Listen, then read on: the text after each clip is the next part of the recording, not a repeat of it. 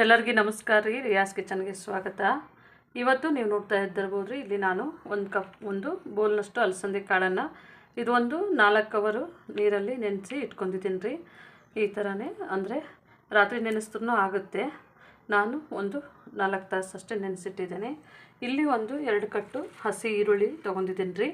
ಈ ಈರುಳ್ಳಿ ಮತ್ತು ಈ ಒಂದು ಅಲಸಂದೆ ಕಾಳಿನಲ್ಲಿ ಪಲ್ಯ ಮಾಡಿದ್ರೆ ತುಂಬ ಚೆನ್ನಾಗಿರುತ್ತೆ ರೀ. ಉತ್ತರ ಕರ್ನಾಟಕ ಕಡೆಗೆ ನಾವು ಇದೇ ಥರನೇ ಪಲ್ಯವನ್ನು ಮಾಡ್ತೀವಿ ರೀ. ತುಂಬ ಟೇಸ್ಟಾಗಿರುತ್ತೆ. ಈ ಒಂದು ಕಾಳನ್ನು 1 ವಿಜಿಲು ಮಾಡಿಸ್ಕೊಂಡ್ರೆ ಸಾಕ್ರಿ. ಇಲ್ಲಿ ನಾನು ಒಂದೂವರೆ ಲೋಟ ನೀರನ್ನು ಹಾಕ್ಕೊಂಡಿದ್ದೀನಿ ರೀ. ಇವಾಗ ಇದಕ್ಕೇ ನೋಡಿರಿ, ನಾವು ನೆನೆಸ್ಕೊಂಡಿರುವಂಥ ಕಾಳನ್ನು ಹಾಕೋಣ. ಇವಾಗ ಈ ಕಾಳಿಗೆ ನೋಡಿರಿ, ಒಂದು 1/4 ಚಮಚದಷ್ಟು ಅರಿಶಿನ ಹಾಕ್ಕೊಂಡಿದ್ದೀನಿ, ಒಂದು ಅರ್ಧ ಚಮಚದಷ್ಟು ಆಯಿಲನ್ನು ಹಾಕ್ಕೊಂಡಿದ್ದೀನಿ ರೀ. ಇದನ್ನು 1 ವಿಜಿಲ್ ಮಾಡಿಸಿದ್ರೆ ಸಾಕು. ಇವಾಗ ನಾವು 1 ವಿಜಿಲ್ ಮಾಡಿಸೋಣ್ರಿ. ಇವಾಗ 1 ವಿಜಿಲ್ ಆಯಿತು. ನಾನು ಇದು ಸ್ಟವನ್ನು ಆಫ್ ಮಾಡ್ಕೋತಾ ಇದ್ದೇನೆ ರೀ. ಸ್ವಲ್ಪ ಇದನ್ನು ಕೆಳಗಡೆ ಇಟ್ಟು ಆರಿಸ್ಬಿಡೋಣ. ತಣ್ಣಗೆ ಆಗ್ಬೇಕು ನೋಡ್ರಿ. ನೋಡ್ಬೋದು ರೀ, ನಮ್ಮದು ಕಾಳು ಬೇಯಿಸಿ ನಾನು ಈ ಥರ ತೆಗೆದಿಟ್ಕೊಂಡಿದ್ದೇನೆ. ಇವಾಗ ನೀವು ನೋಡ್ಬೋದು ರೀ, ನಮ್ಮದು ಈರುಳ್ಳಿ ಈ ಥರ ಕಟ್ ಮಾಡಿ ಇಟ್ಕೊಂಡಿದ್ದೇನೆ.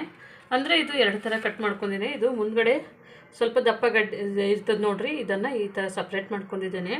ಮತ್ತು ಇದು ಗ್ರೀನ್ ಕಲರ್ ಸೊಪ್ಪು ಸಪ್ರೇಟ್ ಮಾಡ್ಕೊಂಡಿದ್ದೇನೆ. ಒಂದು 4-5 ಹೆಸರು ಬೆಳ್ಳುಳ್ಳಿಯನ್ನು ಇಟ್ಕೊಂಡಿದ್ದೇನೆ. ಇಲ್ಲಿ ಒಂದು ಸ್ವಲ್ಪನೇ ಹಸಿಮೆಣಸು ರೀ. ಇಲ್ಲಿ ಒಂದು 6-7-8 ಮೆಣಸಿನ್ಕಾಯಿನ ಇಟ್ಕೊಂಡಿದ್ದೀನಿ ರೀ. ಇವಾಗ ಮಿಕ್ಸಿ ಜಾರ್ಗೆ ನಮ್ಮದು ಮೆಣಸಿನ್ಕಾಯನ್ನು ಇದಕ್ಕೆ ಹಾಕೊಳ್ಳೋಣ ರೀ. ಒಂದು ಸ್ವಲ್ಪ ಇವನ್ನು ಈ ಥರ ಕಟ್ ಮಾಡಿಬಿಟ್ಟು ಹಾಕೋಣ. ಇವಾಗ ಇದಕ್ಕೆ ನೋಡಿರಿ, ನಾನಿಲ್ಲಿ ಒಂದು ಅರ್ಧ ಸ್ಪೂನಷ್ಟು ಉಪ್ಪನ್ನು ಹಾಕ್ತಾಯಿದ್ದೇನೆ ರೀ.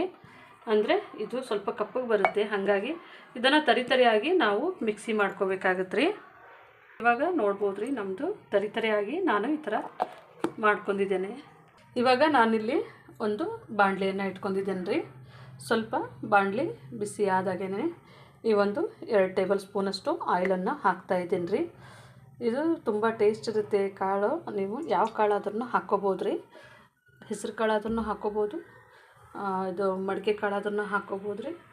ಕಡೆಗೆ ತೊಗರಿಬೇಳೆ ಸ್ವಲ್ಪನೇ, ಅಂದರೆ ವಿಜಿಲ್ ಹೊಡ್ಸೋದು ಬೇಡ, ಸ್ವಲ್ಪನೇ ಬೇಯಿಸ್ಕೊಂಡು ಬೇಯಿಸ್ಕೊಂಡು ಹಾಕಿದ್ರೂ ಒಳ್ಳೆ ಒಂದು ಟೇಸ್ಟ್ ಆದ ಪಲ್ಯ ರೀ. ಇದೇ ಮೆಥಡ್ದಾಗೆ ನಾವು ಯಾವ ಥರ ತೋರಿಸ್ಕೊಡ್ತೀವಲ್ಲ ಅದೇ ಥರನೇ ಮಾಡ್ಕೊಳ್ಳಿ. ಎಲ್ಲದ್ರಾಗೂ ಚೆನ್ನಾಗಿ ಒಂದು ಒಳ್ಳೆ ಟೇಸ್ಟ್ ಇರುತ್ತೆ ರೀ. ಇವಾಗ ನಮ್ಮದು ಆಯಿಲ್ ಬಿಸಿ ಆಗಿದೆ. ಇವಾಗ ನಾನು ಫಸ್ಟ್ ಇದು ಈರುಳ್ಳಿ ಮುಂದ್ಗಡೆ ಇದ್ದಿದ್ದು ಒಗ್ಗರಣೆ ಹಾಕೋತಾ ಇದ್ದೀನಿ ರೀ. ಇದು 1 ನಿಮಿಷಗಳ ಕಾಲ ಸ್ವಲ್ಪ ಬಾಡಿಸ್ಕೊಂಡ್ರೆ ಸಾಕ್ರಿ. ಇದು ಸ್ವಲ್ಪ ಬಾಡಿಸ್ಕೊಂಡಾದ್ಮೇಲೆ ನೋಡಿರಿ, ಇದಕ್ಕೆ ನಾವು ಬೆಳ್ಳುಳ್ಳಿ ಇಟ್ಕೊಂಡಿದ್ದಾರೆ. ಬೆಳ್ಳುಳ್ಳಿ ತಿನ್ನೋದಿದ್ರೆ ಹಾಕ್ಕೋಬೋದು, ಬೇಡ ಅಂತ ಏನಾದರೂ ಸ್ಕಿಪ್ ಮಾಡ್ಬೋದು. ಬರೀ ಇದು ಈರುಳ್ಳಿ ಒಳಗೆ ನೀವು ಪಲ್ಯ ಮಾಡಿದ್ರೂ ತುಂಬ ಚೆನ್ನಾಗಿರುತ್ತೆ, ಟೇಸ್ಟಾಗಿರುತ್ತೆ ರೊಟ್ಟಿಗೆ ಚಪಾತಿಗೆ.